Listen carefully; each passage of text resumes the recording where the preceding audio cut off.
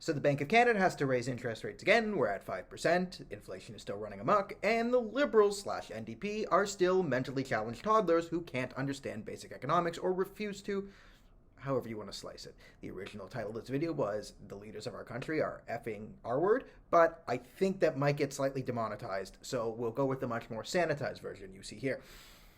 All right. The way you curb inflation is usually raising interest rates. However, there is a lot wrong with our system.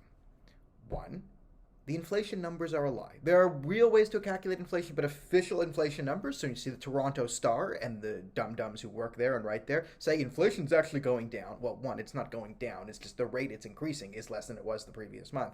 That is because inflation is calculated on the Consumer Price Index, the CPI, which is a measure designed to ignore hyperinflation. So it doesn't account for substitutions. I give this example all the time, right? Let's say you need, 100 quantity of nutritional value. Your budget is about $100 a week for groceries. The way you do it is you get beef, and you just buy all beef. That gets you to $100. You get the right amount of nutrition. You go for it. Price of beef goes up 15%, so it would now be $115. That's way out of your budget per week. So you make a substitution. You switch chicken for beef, right? You get X amount of protein you need in chicken. That ends up coming to about $102. Now, you would say both the price of beef and chicken were up 15%. So is inflation 15%? That's really what it is, but official inflation is actually 2%, because you only spent 2% more on your groceries than you did the week before. And as the economy gets worse and worse and worse, and you can afford less and less things, people start to make substitutions, so they buy lower quality stuff, which is cheaper, or they just start to skip meals and buy less. Right? That brings their overall cost of the groceries down. So yay, we're fighting inflation. Oh, it's only at 3.7% right now. Whoop-de-doo. Even though, that's still above our target levels. It is much higher than 3.7%. That is just the way we calculate it. So we now have to raise interest rates. There was a calculation done a couple months ago that the rate it would need to be at to curb inflation would be at about 11 to 13%. We're at 5. 11 to 13% is craziness. A lot of people default on their mortgages, and then boom, recession. So you can't just throw the interest rates up willy-nilly super high, because again, that affects borrowing and people's houses and all that. So where are we? Fucked.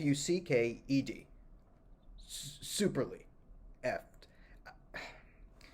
Justin Trudeau got on today. He's in the NATO summit, or he's sleeping through the NATO summit, or he's talking about climate change. He's at a NATO summit talking about climate change and diversity, because that's what will defeat the Russians.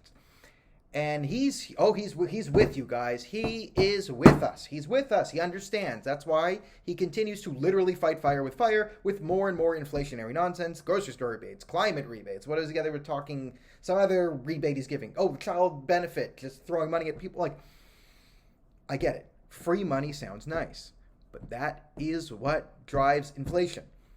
Poor people who are getting money from the Canadian government. I understand. Like, I'm not saying, don't take the money offered to you, right? I understand the choices people have to make.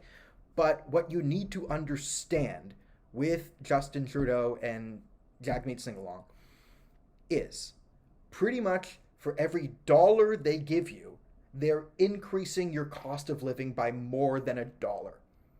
So, if you're getting $250 in the grocery rebate or whatever it is, all of this is going to push your yearly grocery bill up above $250. So you're not actually making money long term. You're probably losing money long term, or barely cutting even, right? Everyone who doesn't qualify ends up losing out.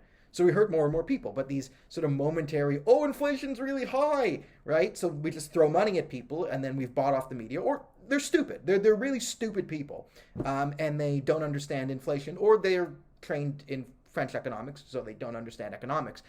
And this is what drives the country into the ground. Jagmeet Singh's still off blaming Loblaws or CEOs or whatever, and neither of those nitwits can figure out that when you print tons of money and dump it into the economy, you are not increasing the value of anything. You're actually devaluing the value of each said dollar, hence inflation.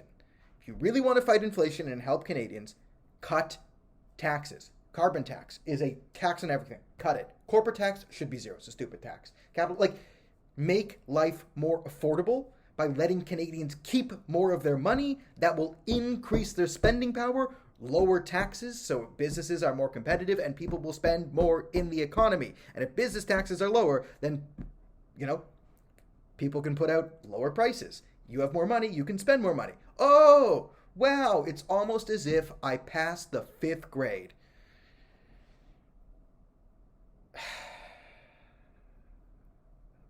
But the Prime Minister didn't.